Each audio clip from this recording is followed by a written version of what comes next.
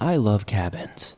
Growing up in one myself, I definitely can attest that some creepy things happen out there. And recently starting a tradition with my girlfriend, every fall we go and rent a cabin up north and enjoy the nice serene mountains. But it seems not everyone has a nice time out there. Welcome back to the swamp, my friends. It's good to see you made it back for another episode.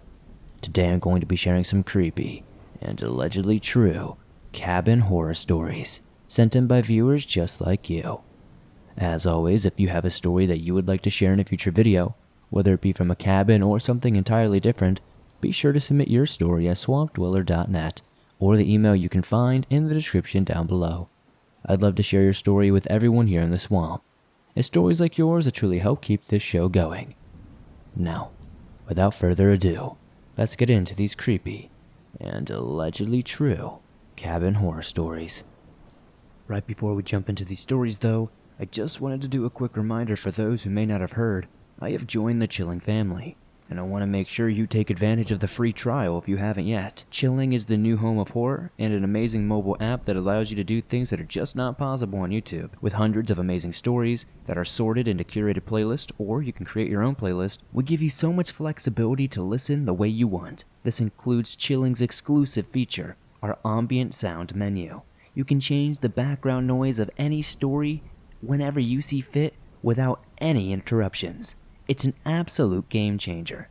Of course, this is absolutely ad-free. That's right, no ads, just hours and hours of endless, uninterrupted, horrifying, creepy, and all-around spooky content. Not only are we adding hours of new content every week, but we are expanding into classic novels, audio series, and even old radio broadcasts. And right now, the Chilling team is giving away a PS5 horror bundle, a console, disc version, Demon Souls, and Resident Evil Village. Or you can choose a $500 Amazon gift card. All you have to do is download Chilling and start your free trial from the app or Google Play Store and start your free trial. You can follow and tag a friend or friends in the giveaway post pinned on the Twitter page. Each tag is another chance to win, and use the submission form on the link that you can find in the description down below.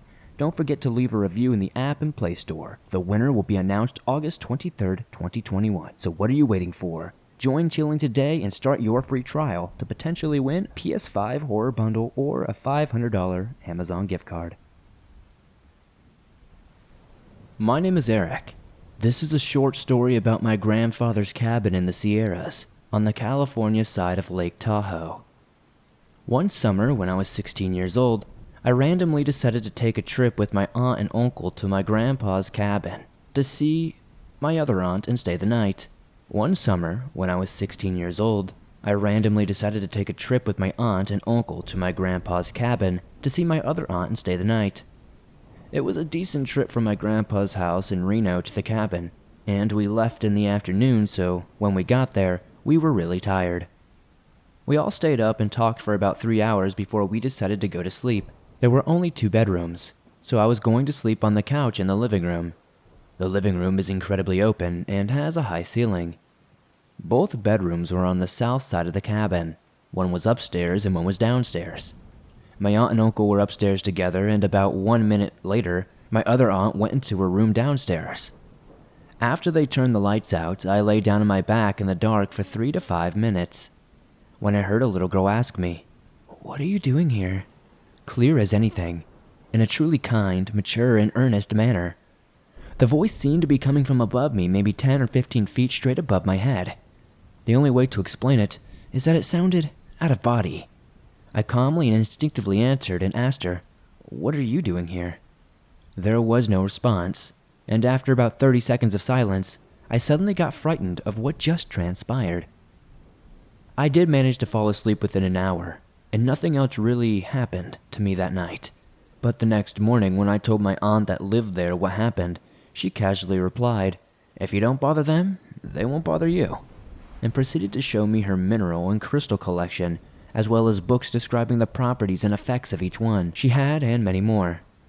I could not help but be suspicious that my aunt had brought something into that cabin somehow accidentally. Fast forward about 10 years, my cousin relayed a story to my sister about the cabin. Apparently, He almost sleepwalked himself right out of the top-story window in the middle of the night. His friend stopped him before he made it all the way out and woke him up. When my sister told me this, I spoke to my cousin, and he confirmed the story. Also, he told me he had never sleepwalked before or after that night in my grandfather's cabin. I have always been a suspicious person, and I am familiar with the art of deception. I doubt that that little girl I heard was simply a harmless ghost. I think it was a disguise. I believe that only powerful cryptids and demons can manipulate people or cause physical harm. A powerful ghost, perhaps, but not likely.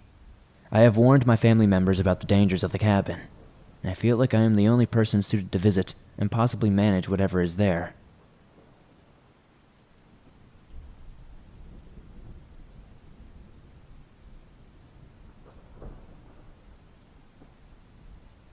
This story takes place on a lake in central New Hampshire, just a few miles north of the base of Mount Kearsarge. My friend has a cabin there, and his grandfather built it shortly after returning from the Second World War. And one warm summer night between my junior and senior years of high school, he and I were there, just hanging out. While we did drink and partake in the ganja from time to time, we were not intoxicated in any way on this night. We had simply been bored in our little hometown about 30 miles or approximately 48 kilometers to the south. So on a whim one evening, we decided to drive up and spend the night there, to light a fire and sit by the water on the beach chairs, and enjoy the nighttime t-shirt and swimming trunks weather while it lasted.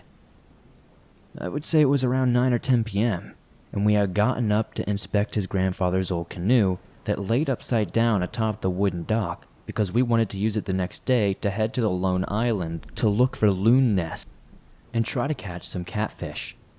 As we walked to the dock from where we had been sitting, I gazed across the lake at Mount Kearsarge. The mountain has a height of 2,937 feet, or 895 meters, and a prominence of 2,080 feet, or 630 meters. So, since it was basically 2,000 feet straight up from our position, as we were only a couple of miles from its summit, it was quite an imposing figure in the night sky. Now the mountain has a tower on the peak that flashes a red light at night. There is only one light, and it is red. I had seen it many times before. It was just a fact, however, as I followed my friend to the dock that I noticed there were more than 2 lights on this night. In addition to the usual red flashing light, there was a second, yellowish-orange orb to its right, essentially equidistant in height. It was not moving, flashing, pulsating, nothing.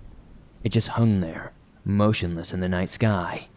I told my friend, who was immediately interested, and so we were both just stood there, transfixed for a while before he asked me what the hell I thought it was.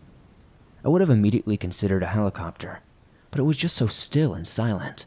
After just a few moments of silent staring, we both shrugged our shoulders and continued down to the canoe at the end of the dock.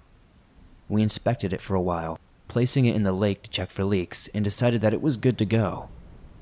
Which was exciting, as we were really looking forward to getting on the water. After lugging it back to the original resting position, I turned to my right and bent down to wash the cobwebs off my fingers in the lake. As I was doing this, I returned my gaze to the mountain, and to my amazement, there were now 2 identical orbs, one on either side of the red flashing light. I smacked my friend across the shoulder and told him to look up, and again, we just stared transfixed, albeit this time a little more anxiety-ridden. "What the hell?" my friend said, with a bit of fear creeping into his voice. Without averting our gaze, we backpedaled to our chairs and began discussing possibilities. It is important to note that both of us were science-believing realists, and still are to this day. We both accepted the distinct possibility that we, humanity, were most likely not alone in this never-ending galaxy, let alone the universe. Something, all the grains of sand on Earth. You know, the old Carl Sagan adage. So, as we sat, discussing both the Fermi paradox and the likelihood that it was just some sort of temporary, human-made thing going on top of the mountain, something happened. Before our eyes, one of the orbs slowly descended below the backside of the mountain and out of sight. I'm sorry, I know I am no aeronautical engineer or anything, but I know what a helicopter looks like when it descends in elevation. This was not like that at all. It sunk down and out of sight in less than just a few seconds, very smoothly, all without making any lateral movement whatsoever. We were stunned, but before we had time to wallow in this feeling or think that we could have possibly seen something unnatural, the other orb took off from its position. It did not gain or lose any elevation. It just took off horizontally at breakneck speed and began to make its way around the edge of the lake. It was not until the light was about halfway between its starting point and our position that we began to consider that it might be heading straight for us. We stood still at the shore and followed the objects with our eyes. Out of sheer curiosity and without speaking, we both made an unconscious decision to wait and see what would happen. I mean, what else were we supposed to do? At no point did we talk or look at each other. We just stood there, watching. Without leaving you in suspense for too long, the object did eventually arrive to where we were, and upon its arrival, it slowed to a crawl and crept over us at a snail's pace. It was big. Not stereotypically mothership big, but big. I do not know exactly, but if I had to estimate, I would say it was about 50 meters in length by 30 meters in width. It was shaped like a fat cigar and had 2 or 3 rows of orange lights on its bottom. I cannot tell you what my friend was doing or how he was reacting at this time, for I was entranced. I remember thinking that I had never had an opportunity to view something like this, and I probably would never get another chance again. It was a once-in-a-lifetime experience, so I stared intensely, examining anything and everything about it that I could. Unfortunately, there were not many details that I could make out, only its approximate dimensions and the rows of lights. It made no real sounds aside from what I perceived to be a very, very faint humming. There were no beams of light shooting down at us or anything like that. We stood in the pitch blackness of the late New Hampshire night, and I remember preparing myself for something to happen to us. But as far as I know, nothing ever did.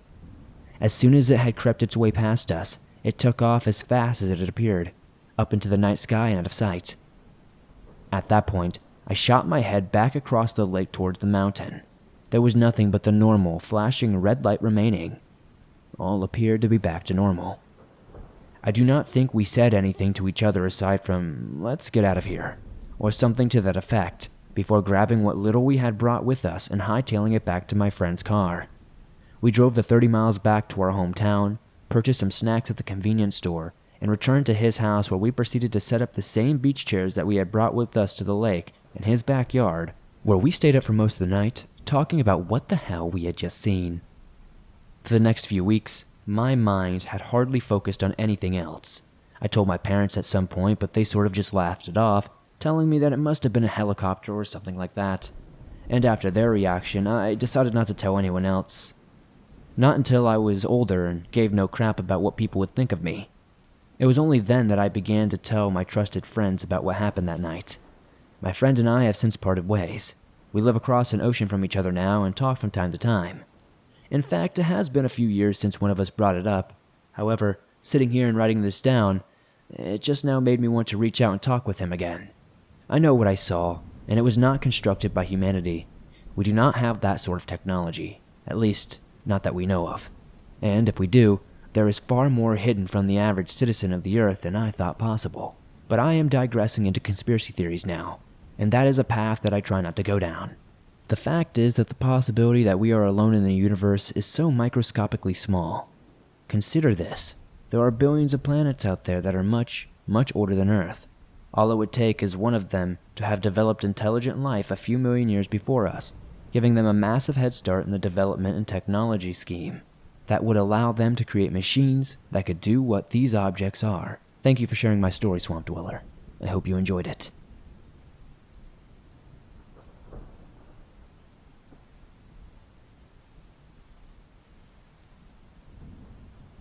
So, this was a 4-day stay in a cabin in the woods in Wisconsin, on blue-green property.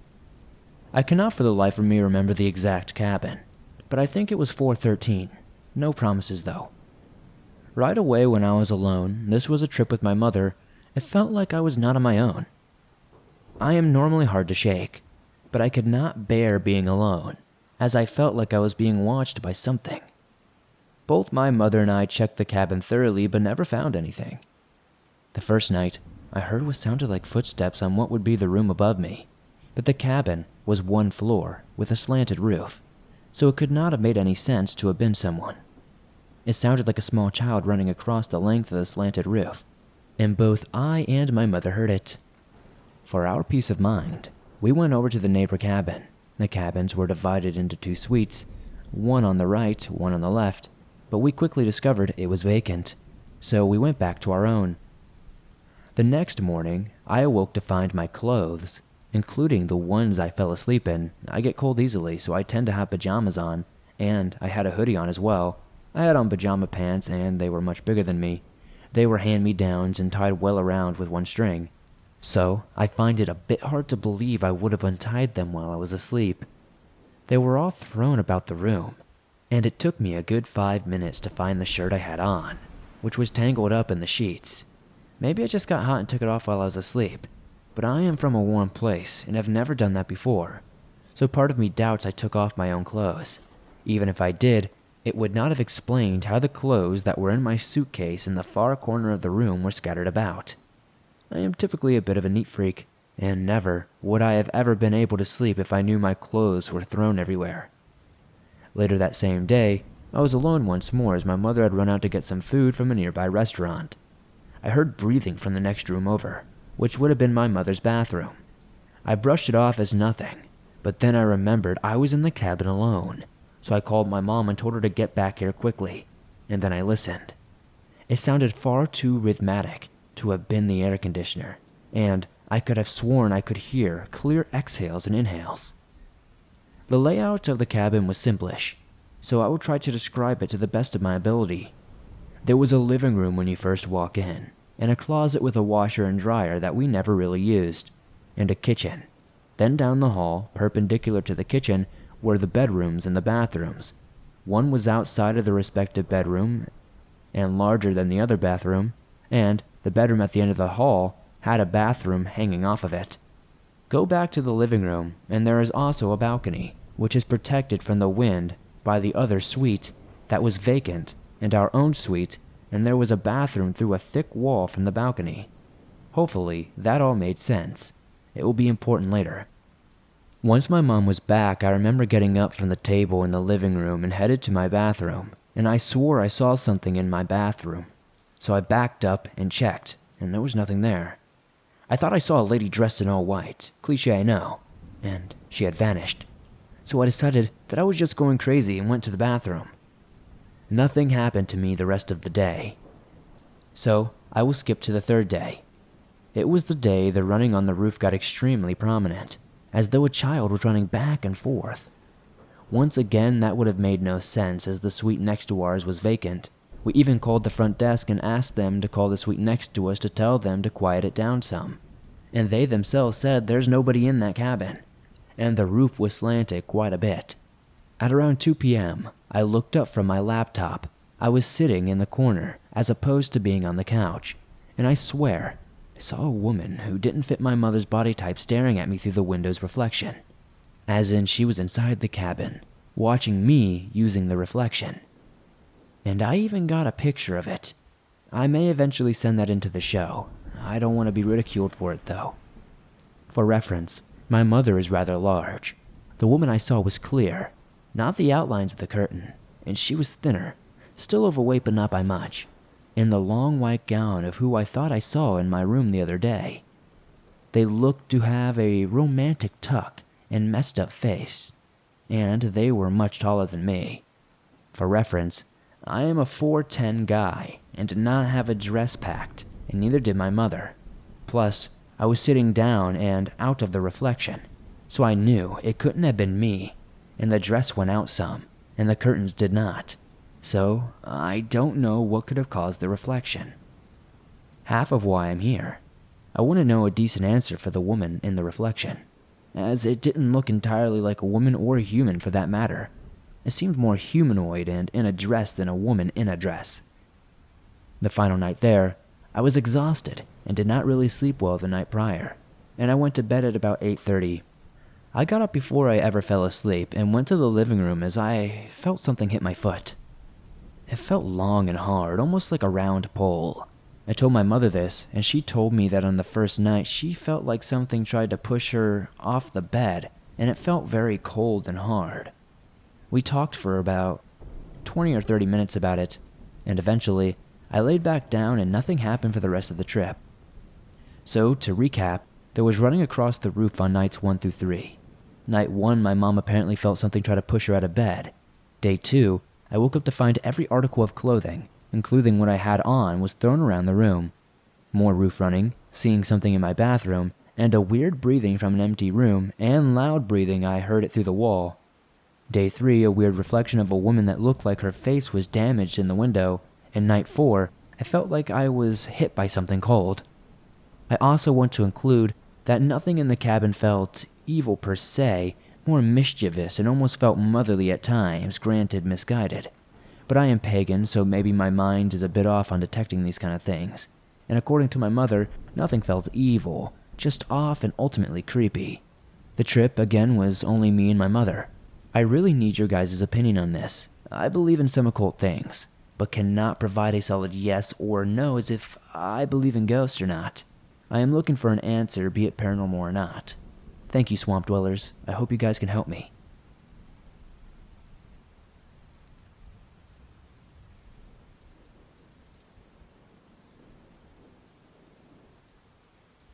It was about late November in Colorado, and I was about 7 or 8 years old. My father had the great idea of taking us all for a weekend to a cabin that he was going to rent. My mother thought it was a great idea for me, my sister, my father, and my mother to bond. So that's exactly what happened. We rented a cabin for a few days. We took off school on Friday to get a head start on getting there, which I had no issue with. We got there and it was sure cold. Well, it was almost December, so I guess it made sense that it was so cold. Anyway, we got all set up and decided where we would all sleep. We ate dinner, and then we all got set up for bed, and were thinking about what we would do tomorrow. We got there kind of late, so we couldn't do too much on the first day. That night, though, I heard noises outside. It sounded kind of like footsteps. I looked out the window and saw nothing of note, so I figured it must have been an animal or something. I tried my very best to go back to sleep, and somewhere around 15 minutes later, I heard it again. This time, though, I made sure to wake my sister up. She was about 11 at the time, and she heard it as well. We both walked over to the window and saw something out there. We weren't quite sure what it was. We decided it was best for it not to see us, so we went back to sleep. I had a hard time sleeping that night, and so did my sister. But when we eventually woke up, my mother was inside making breakfast, and my father was outside. I asked my mom if I could go outside with my dad, and she told me sure, while my sister stayed inside and waited for her breakfast. A short, chubby man. He had a shaved head and was wearing a veteran cap. He looked really nervous too for some reason. He was sweating a lot, even though it was freezing outside. I walked over to him and my father looked at me and said, "Oh, this is my son," and told him my name. The man looked at me and said, "Nice to meet you, kid. My name's Patrick." He smiled and looked at me. I smiled and greeted him back. It may have been rude at the time, but I was just a kid. And I asked him, "You look kind of scared. Are you alright?" He kind of coughed and replied, "Yeah, I'm fine. Just went through shell shock. I'm a veteran," he said, as I couldn't tell already with the cap he was wearing. He seemed rather normal at the time. My father seemed to really like this guy, and I liked him at first too. He told my father he had also rented a cabin with his family, and that they were really close to us, and he decided to introduce himself. My father invited him inside for breakfast and he stayed, and it was seemingly normal. I went outside to play after that with my father and Patrick. While outside, I fell and scraped my knee and started crying. My father was inside at the time, a bad time for him to be inside. My mother was calling for him, and he ran inside while I was out there with Patrick. Patrick ran over to me and told me to come to his cabin, because he had band-aids. I agreed and went with him. I wasn't a very smart kid. I went with Patrick. We talked about what I liked doing, and I told him about video games that I played and stuff like that. Then, things got weird. He asked me what shoe size I was and how old I am. I didn't know what my shoe size was. I told him, but I told him my age. He just kind of chuckled and said something along the lines of, "Good to know." Also, his cabin was nowhere near ours. It was way back. It took about 20 to 25 minutes to walk there. I was tired and there was no point in getting abandoned anymore, but I still decided to keep going since I had walked so long. We entered the cabin and he told me to go in first, so I did. As soon as I walked in, I realized something. There was nobody in there. No family. I asked him where his family was and he didn't answer, pretending like he didn't hear. He locked the door. I then kind of got frightened. He told me, "I'll be right back with a Band-Aid, kiddo." He walked into the kitchen and pulled one out of somewhere, and then walked back and told me to have a seat and he'd put it on. I sat down and he put it on me. He also held my leg in his other hand and rubbed it down and told me, "You're rather muscular, kid. I like that." I got kind of scared and immediately stood up. He asked me what was wrong and I told him nothing and that my leg was feeling much better. I then thought my parents must be worried sick and I should hurry back. He insisted that I stay longer and ate there. I didn't want to, but I was alone and if I ran, I don't think I could have found my way back to the cabin. The door was locked too, so I just agreed and decided to eat with him and get it over with fast. He asked how much I weighed, and I guessed around 73 pounds. He then had a smile across his face. He nodded and said, "Perfect weight." I asked him why it was perfect weight. He just kept smiling. I was really weirded out and asked him if I could go. He said no, and that things were just getting started, and I shouldn't miss out on the fun. He had such a weird tone when he said that. I then heard a big bang come from the bedroom. It was a closed door. Patrick stood up and looked kind of angry. He walked into the room and shut the door behind him. I then heard him yelling, "Did I freaking tell you that you could move? No, so stay the hell where you are. I have company." Or something like that. He then walked out with a smile on his face and shut the door slowly. "Sorry about that. It was just my wife. She was really sick and not allowed to be near visitors today." He was smiling while saying that. I wanted to go. I then looked around the room and noticed there were clothes everywhere and it was really messy. He must have been living out of here. At that moment, his wife walked out of the room. "I'm hungry," she said. He looked pissed. "Get back in there," he said. His wife was extremely pale and looked like she had been crying a lot. She was sniffling and had red circles around her eyes. She looked at me, then walked back in the room. I asked him where his kids were. He didn't answer. He told me he had kids' clothes that he wanted me to try on. That was the last straw. I had to get out of this situation, but I didn't know how to. I started crying and then he hugged me. He told me, "It'll be okay, little one. Nothing is going to happen. Just try on these clothes." He walked in the back room. I thought that was the perfect time for me to leave. I unlocked his door and tried to leave as quietly as I could. I didn't care if I got lost anymore. I didn't want to take the chances with Patrick, if that was even his name. I had a feeling that he had been lying. He lied about having kids, who knows what else. I was in the woods trying to find my way back. I was still close to his house, close enough to hear shouting. I heard him yelling stuff to his wife. Things along the lines of, "Where the F did I go?" and "I knew I shouldn't have left him alone." Stuff like that. I could have sworn I heard him call her a bunch of names that I don't want to repeat. Then, it happened. I stopped in my tracks. I heard footsteps. I went and hid behind a tree and looked in his direction. He was outside and he seemed to be looking for me. I was far enough away to where I could barely see him, but I could tell he was looking for something. He then stepped out into the forest and I heard him shouting, "Hey kid, it's okay, you can come back now. You don't have to try on the clothes. I have toys in the back of my cabin. If you want to come play with them, just come back." I then ran. I ran as fast as I could in a straight line in hopes I would find my family.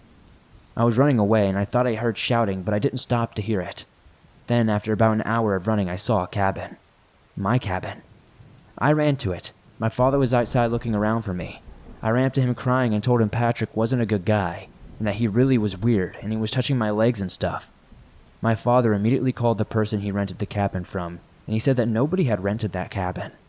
My father looked at me and told me to never follow any stranger ever again. We immediately left that day and asked for a refund for the next day. The guy renting them out apologized.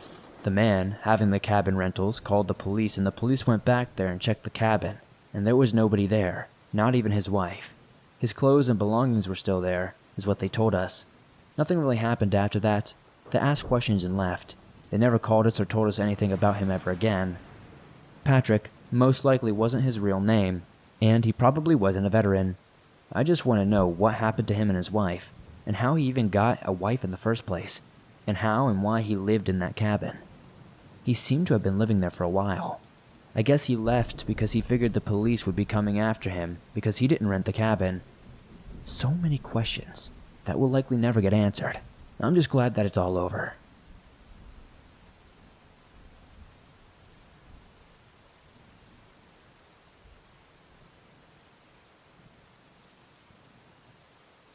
Thanks for listening to these creepy and allegedly true cabin horror stories. If you have a story that you would like to share in a future video, whether it be from a cabin or something different entirely, be sure to submit your story at swampdweller.net or the email you can find in the description down below. I'd love to share your story with everyone here in the swamp. It's stories like yours that truly help keep this show going on a daily basis. If you enjoyed these stories, please be sure to hit that like button. The more likes this video gets, the more YouTube promotes it in the algorithm, and that's incredibly helpful to me. If you're listening to this on iTunes or another podcast platform, please give this a 5-star rating over there, as it really helps me out a ton. If you're new to the swamp, why not join us? Hit that subscribe button and turn on notifications to never miss a new episode, as I upload them nearly every single day, and all things natural and supernatural. If you would like to support the swamp outside of hitting that like button, subscribing, and giving us a 5-star rating on iTunes, maybe check out the merch store. I've got hoodies, t-shirts, and much more, and I'd love to see you guys wearing some cool swamp threads. If you're on the go but don't have YouTube Premium, but still want to listen to your favorite Swamp Dweller scary stories no matter where you are, you can download them absolutely free from iTunes, Spotify, Stitcher Radio, and everywhere else you find your favorite podcast online. It's absolutely free to do so, and always will be. I'd love to see you guys over on my Instagram, Twitter, and Facebook. I'd love to get in contact with more of you, and I'll see you all soon with another creepy video.